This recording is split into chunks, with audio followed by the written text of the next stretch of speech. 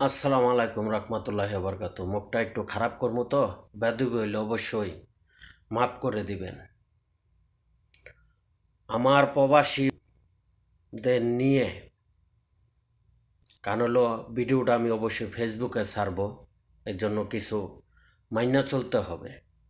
আমার প্রবাসী ভাই আর বোনদের নিয়ে বর্তমান সিচুয়েশন নিয়ে বাংলাদেশের যেসব বাপ ছাড়া মা ছাড়া যেসব সন্তান আছেন, যারা খারাপ কথা বলবেন এবং খারাপ ভাষায় ব্যবহার করবেন, কোনো দল নিয়া কোনো দলের কর্মী হইয়া, এটা চলব না।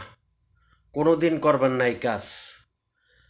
আপনারা যেমন বলতে পারেন, আমরাও বলতে পারি, আমরা করতেও পারি, তবে কোনো সিচুয়েশন নিয়া কোনো দলের পক্ষে